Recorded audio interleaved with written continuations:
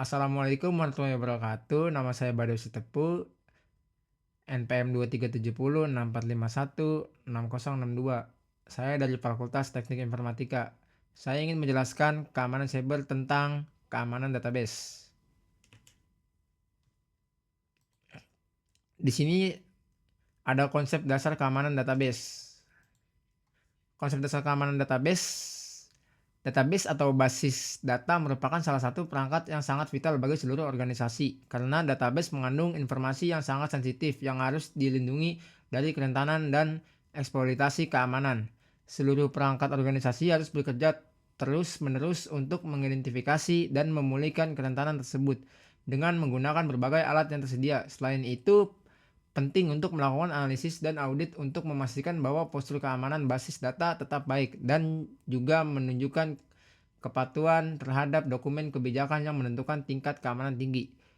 Keamanan database merupakan suatu cara untuk melindungi database dari ancaman, baik dalam bentuk yang disengaja maupun bukan. Artian ancaman di sini berarti segala situasi yang sifatnya mempengaruhi sistem atau bahkan merugikan pada sebuah sistem database dikenal istilah administrator database. Administrator database memegang peranan penting karena mempunyai hak untuk mengontrol dan mengatur database.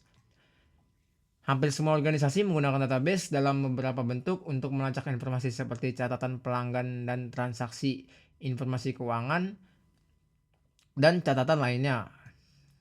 Database yang mengandung banyak data sensitif ini dapat dijual atau dicuri yang menyebabkan organisasi tersebut kehilangan bisnis atau reputasi, terutama jika organisasi tersebut ditemukan melanggar peraturan standar industri yang menentukan tingkat keamanan data yang tinggi. Contohnya ialah bank.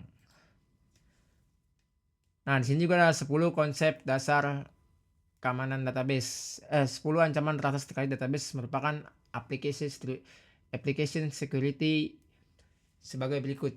Yang satu ada password yang lemah, 2 skill injection, 3 hak user dan grup yang berlebihan, 4 fitur-fitur DBMS yang tidak perlu diaktifkan, 5 manajemen konfigurasi yang rusak, 6 buffer overflow, 7 hak istimewa untuk beberapa user, 8 kegagalan layanan, 9 unpacked RDBMS, 10 data tidak transkripsi.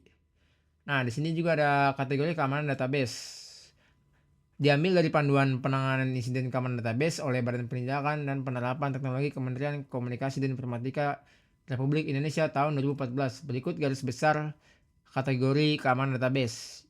Yang A ada keamanan server. Pelindungan server adalah suatu proses pembatasan akses yang sebenarnya pada database dalam server itu sendiri. Menurut Blake Whitman, ini adalah suatu sisi keamanan yang sangat penting dan harus direncanakan secara hati-hati. Ide dasarnya adalah kita tidak dapat mengakses apa yang kita tidak dapat lihat atau apakah kita ingin database server kita dapat dilihat oleh orang lain. Database bukanlah suatu web server di mana koneksi yang tidak dikenali tidak diizinkan. Di sini juga ada Trusted IP Access. Tiap server harus dapat mengonfigurasi alamat IP yang diperbolehkan mengakses dirinya, sebagaimana tidak mengizinkan orang lain memasuki rumah seorang tanpa izin, maka tidak dapat pula mengizinkan semua orang dapat mengakses server dari sebuah organisasi. Jika server melayani suatu web server, maka hanya alamat web server itu saja yang dapat mengakses server database tersebut. Jika server database melayani jaringan internal, maka hanya alamat jaringanlah yang boleh menghubungi server.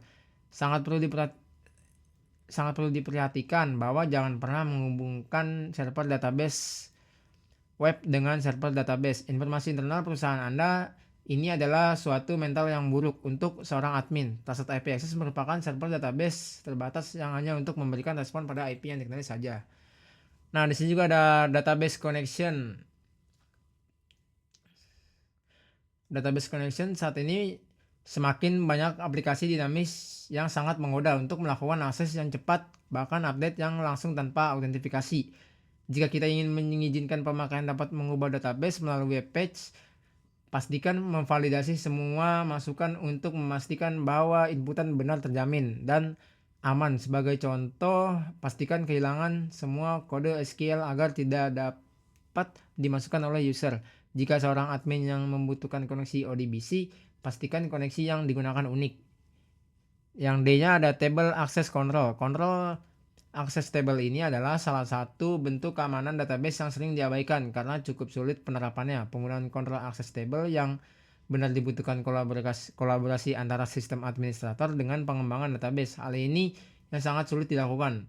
Pemberian izin user untuk mengakses informasi dapat membuat informasi terbuka kepada publik.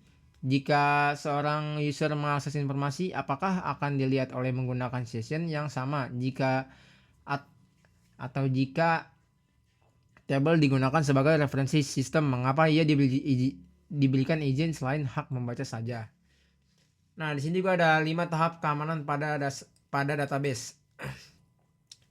Yang satu ialah ada pisahkan database sensitif. Pertahankan inventaris yang akurat dan semua database yang digunakan di seluruh organisasi atau perusahaan dan identifikasi semua data sensitif yang berada di database tersebut. 2. Ada eliminasi kerentanan.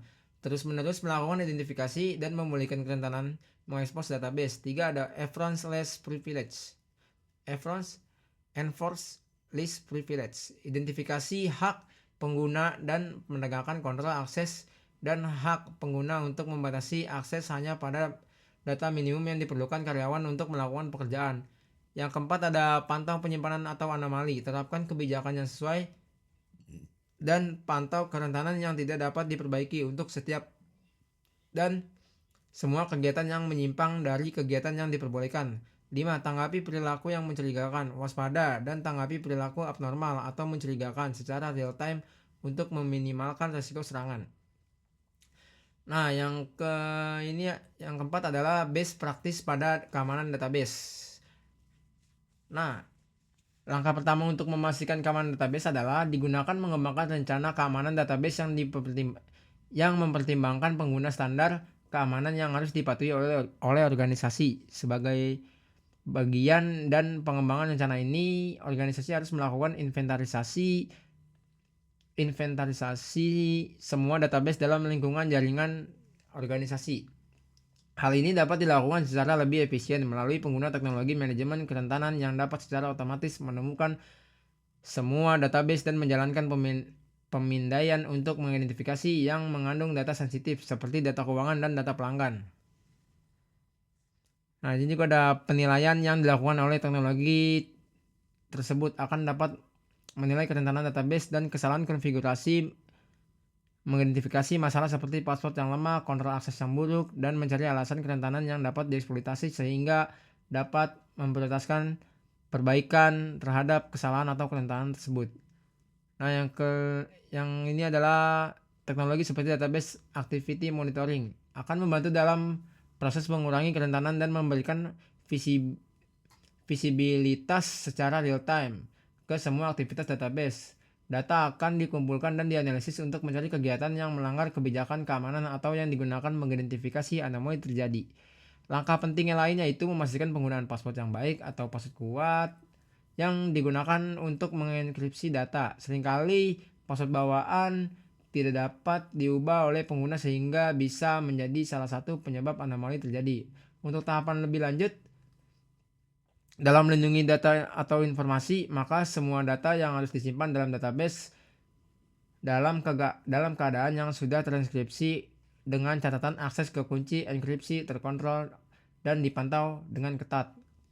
Salah satu aspek lain yang perlu dipertimbangkan dalam menjaga keamanan database adalah dengan pelatihan keamanan dan kesadaran karyawan. Hal ini dilakukan untuk memastikan bahwa semua karyawan mengetahui kebijakan keamanan organisasi dan praktik terbaik yang disyaratkan. Pelatihan yang berkelanjutan dianggap sebagai praktik terbaik dalam mencegah data sensitif terekspor keluar.